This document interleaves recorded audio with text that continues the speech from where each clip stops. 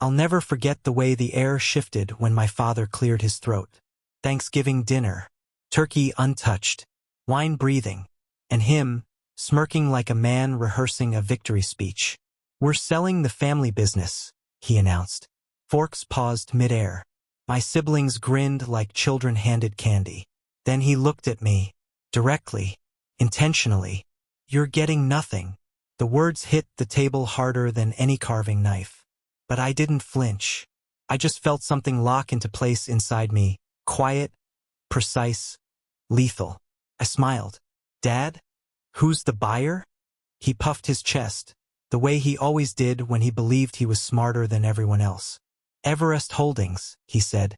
"They're paying $50 million. I laughed. Not loudly. Just enough for the room to hear the truth humming beneath it. "Dad, I am Everest Holdings." And then silence. The good kind. But I'm getting ahead of myself. There was a time I believed he loved me, at least the way a father should. He'd rest his hand on my shoulder, tell me I had potential. Like a stock he was waiting to mature. I mistook conditional affection for approval. I mistook approval for love. Growing up, he'd parade my siblings, Julia and Mark, like heirs apparent. They partied with his friends' kids, drank expensive wine they didn't earn, crashed cars he repaired with silence. I stayed up at night in the shop, learning the books, running numbers, discovering how the business breathed. One day at 15, grease on my hands, he told me, "Don't get too comfortable. This place isn't for you." I laughed back then, thinking he was teasing. He wasn't. It began slowly. His late-night calls, the closed-door meetings, the sudden removal of my access to financials. At first, I assumed restructuring. Then I found a second set of books. He didn't even hide them well. Arrogance always gives people away.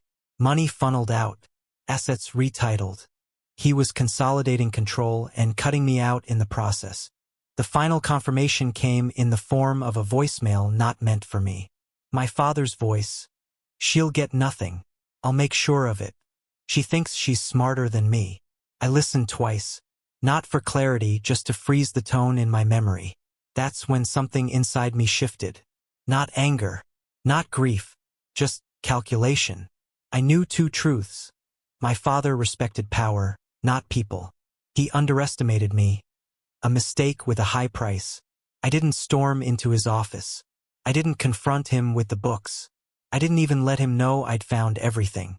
Instead, I formed a shell company, Everest Holdings. A blank slate. Clean. Quiet. Empty. I hired a law firm that specialized in anonymity. I acquired small businesses adjacent to ours.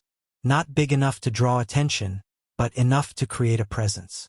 Enough to look like a legitimate buyer. Then I waited. He bled the company dry trying to cover his tracks. My siblings spent without restraint. Vacations, watches, parties. They assumed the money was infinite. I assumed nothing. I prepared. When the business reached the brink, assets high, liquidity low, Dad looked for a buyer willing to overlook the mess. Everest Holdings stepped forward. My offer was generous, suspiciously generous, but greed blinds sharper men than him. He took the bait before I even finished setting the hook. So there we were, my family glowing with premature victory. "We're selling the family business," he declared. And then the part he couldn't wait to savor, "You're getting nothing." He thought he was hurting me, teaching me a final lesson. Closing a door he thought I still wanted to walk through, but I'd already walked around it. "Dad, who's the buyer?" I asked because I wanted to hear him say it. "Everest Holdings," he replied proudly. $50 million. My smile stayed calm, controlled, sharp. "Dad, I am Everest Holdings." The room froze. Julia's wine glass slipped from her hand. Mark's jaw dropped as if unhinged. My father's pride drained from his face, replaced by confusion, then fear, then something like awe twisted at the edges. "You?" he whispered. "Yes," I said. "I bought everything, legally, quietly, and I paid you more than it was worth." He swallowed. "Why?" "Because you didn't think I could," I answered. "And because you tried to erase me." He tried to recover, to negotiate. But there was nothing left to negotiate. You didn't just sell the business, I told him. You sold the land, the tools, the trucks, the trademarks, everything. My siblings looked at him, betrayed. Not by me, but by the man who'd promised their future on a foundation of arrogance. The silence was a final kind of music. The deal closed. Clean. Legal. Final. I rehired the employees he'd neglected. Refinanced the debt he'd hidden. Built the company into something he never could, because he'd been too busy protecting his ego to protect the legacy. Sometimes I drive past his house. Lights on. Curtains drawn. A man shrinking inside a life he can no longer control. I feel no guilt. No regret. Only clarity. He taught me the language of power.